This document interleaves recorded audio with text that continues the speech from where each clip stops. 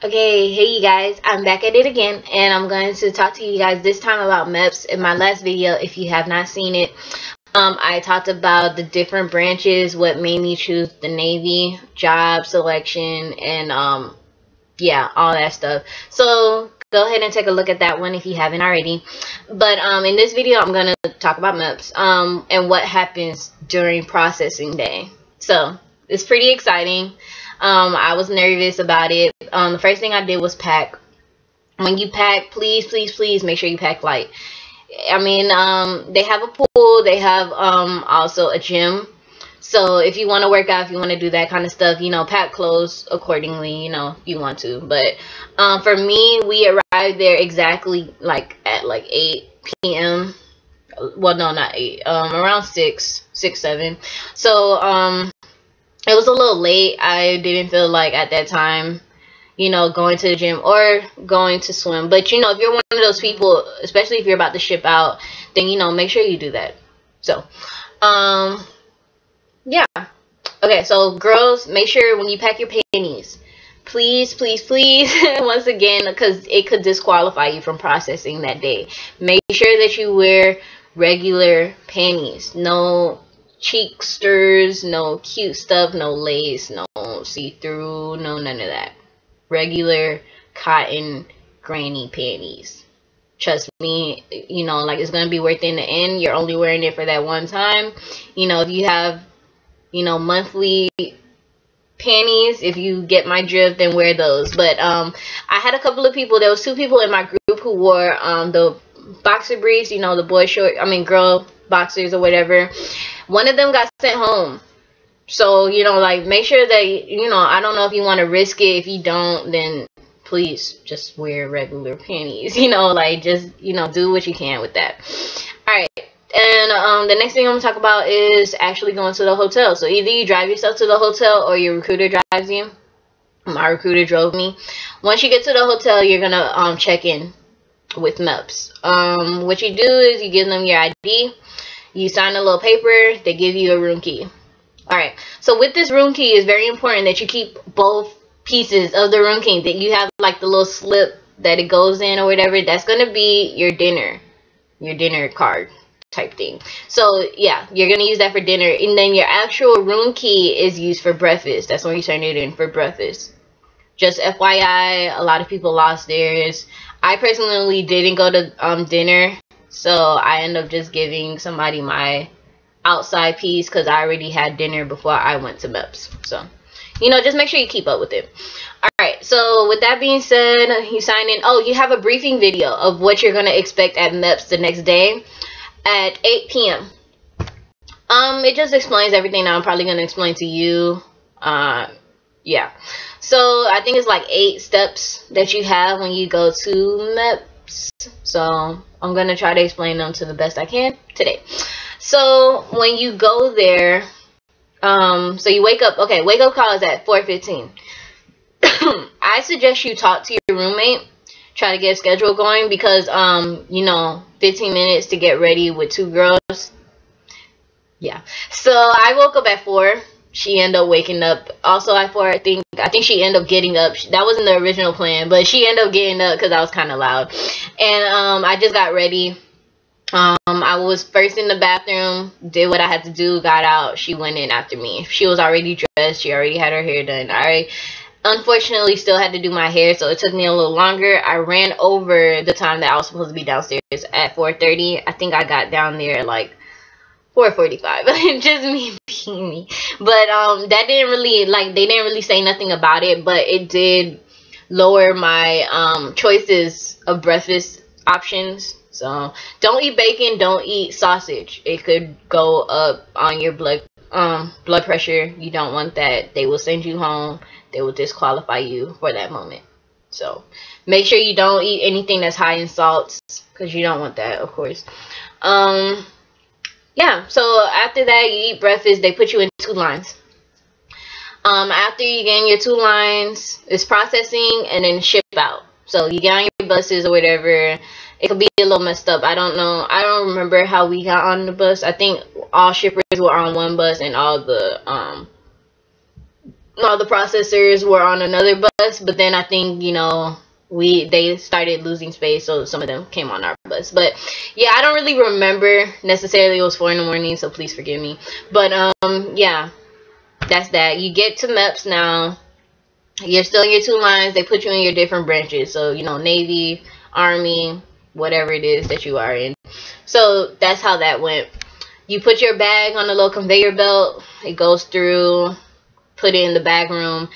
I would say put your phone in the bag room. If you feel like you're gonna get on it, you're gonna pull it out your pocket, you're going to check it every once in a while. I actually saw somebody get their phone confiscated for just checking the time.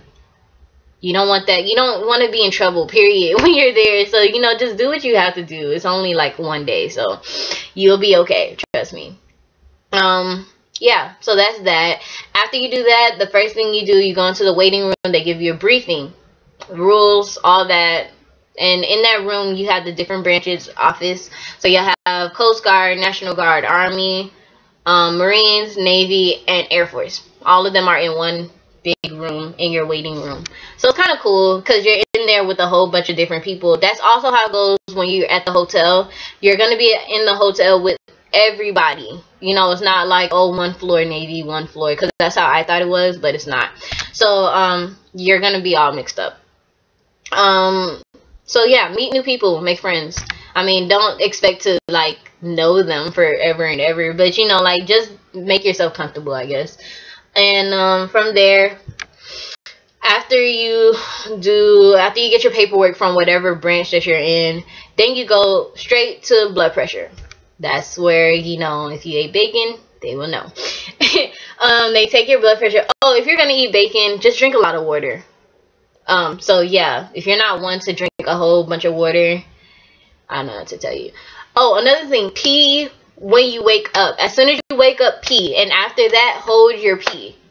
I'm telling you, you're going to have to fucking pee again before the damn test. And that test is going to take forever to come up. Trust me, I was sitting there and I was like, when are we going to be able to pee? Like, I had to pee so bad. So just make sure you pee once in the morning. Drink a lot of water, milk, orange juice, whatever liquid that you got to drink. Preferably water. And, yeah, when they tell you to pee in a little cup, I'll get to that part. But, yeah. So just hold your pee.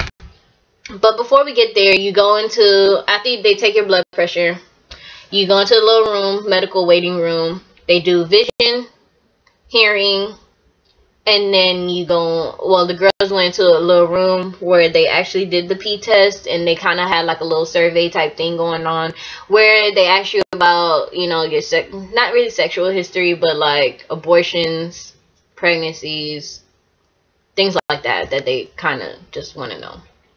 I had the people that were in my group, some of them lied about getting an abortion. I mean, I don't think personally they have to know that kind of stuff, because if there was no infection, if there was nothing that happened to you after, if it was just a one process, you got it done, you never talked about it again, then why bring it up, you know? But I don't know if they got in trouble for it. You know, from what I know, they didn't get caught not telling them the truth. I mean, it's kind of personal, so I kind of understand. But anything else that could harm your health, please, please, please let them know, because I don't want you passing out and then, like, you know, yeah. So just make sure that you kind of just tell them the truth, you know. Yeah, so after that or whatever, okay, with the vision test, I'm gonna go a little into depth. They give you a depth test, which is where one circle will be popping out. Out of 5 circles, it'll be one circle that's kind of like protruding out. You gotta pick which one it is. It was hard. It was hard for me. I passed it I got all of them right, but I still passed it. What I did, my method to that was, what circle looks different? And I just picked the circle that looks different. So that was my method. It wasn't nothing like, oh, you know, like, I don't know. It's not that bad. So just like, do what you can, do the best, pay attention, focus, you know, you'll be fine. In the hearing test, you have a booth, one booth. They close the door, and you have 6 different seats. You have a curtain in between each person. Pull the curtain, put the little headphones on. They tell you what to do, but, and just click Whenever you hear something, just click. And I swear to you, it felt like everything was going off at once. Like, I felt like it was always going off. Like, there was always a sound going on. So I was always clicking. But I end up passing. But just click whenever you hear something. Even if you feel like you didn't hear something, click it anyway. Because you probably did hear something. Yeah, so just go instinct, I guess, on that one. From there, you go into the little room. And you pick out, I guess, what it is. Damn. I'm sorry. I was watching my sister and kind of lost the track. But anyway, from there, you go into the little room. That's where you do your P test. That's where they ask you about the little, you know, all that stuff or whatever. And then you, after that, they tell you, oh, you're not pregnant. You don't have anything wrong with you, which you want to hear. They give you an alcohol test, which should be 0. Don't drink before you go there, please. Oh my gosh, like that could disqualify you, I think, forever. So don't drink, don't do drugs. Like, why would you? But yeah. Okay, so from there, what happens next? From there, you take your blood. They take your blood. You have stickers that you put your initials on, and you just put it on the little valve that he gives you or she gives you, and they take your blood. It's that simple. Catheters aren't that bad. If you're afraid of needles, it doesn't hurt. There was an army chick who was with me. She was like, oh my god, I'm so afraid of needles. Got in a chair, did all that whining. Didn't even hurt. So, like, don't worry. It's not going to be that bad. Alright, so from there, after you take your blood, you're done with medical. And by that time, like, you're in there from 4. By the time that you're done, it's like 11. Yeah, so you go, then you go into lunch or whatever. Once you go into lunch, you eat, you know, it's a bag lunch, don't expect much. In the bag lunch, you get a choice of sandwich of your choice. You have turkey, ham, and roast beef. So, pick. You have a microwave so you can warm it up if you want to. You have mayonnaise and mustard they give you. For drinks, you have soda or water. You have chips, you know, Lay's, Cheetos, nothing like, oh my god, yeah, these are great type chips. Cookies, you have the Nutter Butters, Chips Ahoy, Oreos. So, I mean, the cookies are kind of good. And I think that's it. An apple or a fruit. So, yeah, that's your lunch. After you're done with lunch, you go back into your waiting room. Then they're going to call out your name, the branch that you're in, they're going to call out your name. You choose your job. Okay, now, if you get the job that you do not want, being in the Navy, I don't know about any other branch. I don't know if it's hard no matter what, but being in the Navy, do not worry. Like, don't stress about it. I did not get the job I wanted, and I was like, oh no, I ain't signing nothing, no contracts for me. I guess I just won't be joining the Navy. You know, I was trying to be like a little badass type person or whatever. I mean, it's not that bad. Like, what I came to realize is that no matter what branch that you go into, you're gonna have places you don't want to go. You're gonna be with people who might be a little aggy to you. You know, like, you're going to be in situations where you're not going to like exactly what it is that you got. But you got to make the best of it. I mean, it's your life, you know. I feel like it's just an opportunity to experience something different. And that's why I joined the Navy in the first place. I didn't join it to be safe, you know. I do want the job that I want, you know. But at the same time, I could still get this job that I don't want, you know, see what it's like. Because the job I got is AV, which I work with weaponry, computers, all that stuff. So it's not like a boring job. It is a desk job, but it's not like, I mean, it's something I could do. So I'm not really too much worried about it or whatever. And my recruiter actually just called me asking if I want to try out for air rescue.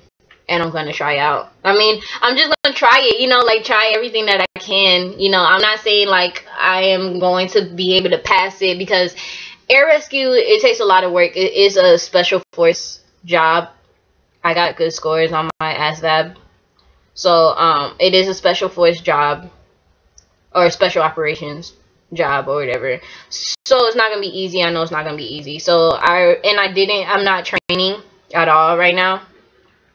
So I know I'm not gonna do as well as I want to on that, which really sucks. But whatever, it's life. So yeah. So just don't worry about it. I mean, like, the Navy has like a lot of different programs that you could do. They have the Stay 21, which is STA-21. You can look it up. It's a program where you ask your commanding officer to refer you to going to school, getting a degree in whatever it is that you want to get a degree in, whether it's nursing. I think it's like an actual physician. You have nuke. You have a lot of different choices. That's why I said look it up. Because you could possibly do that. And then after you get your degree, you just agree to, I think, 5 more years. And you do the job that you want with the degree that you want for free. So it's like, like you get the best of both worlds. So don't feel down about it. There's other ways that you could go around it, just with your motivation and what you want to do. So definitely look into all the different programs that your branch has to offer. Definitely, see what's out there. Don't be so closed-minded like how I was. And yeah, just get out there, just find out, research information.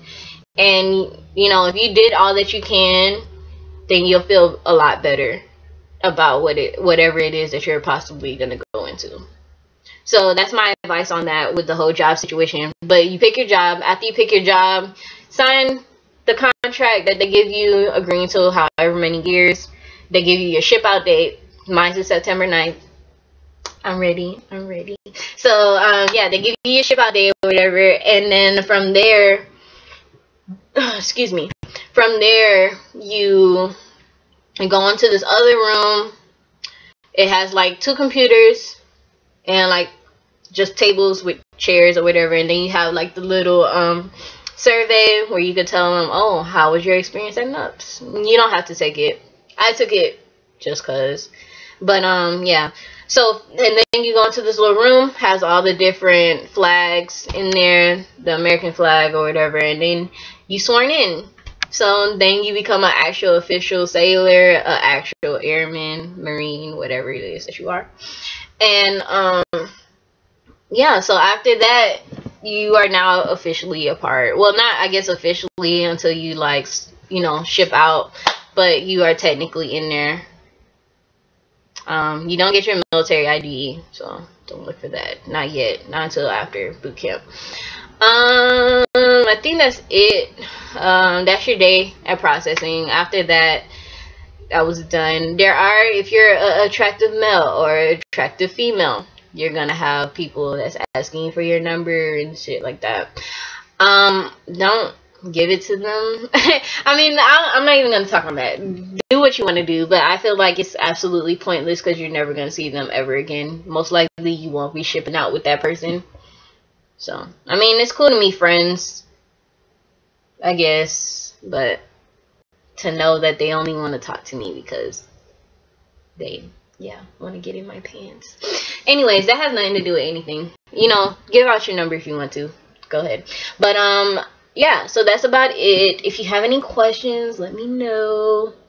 And, I'll try to get back to you as soon as possible. I'll be making another video after I do my air rescue training to let you guys know what to expect for that. If you should ask for it, if you shouldn't.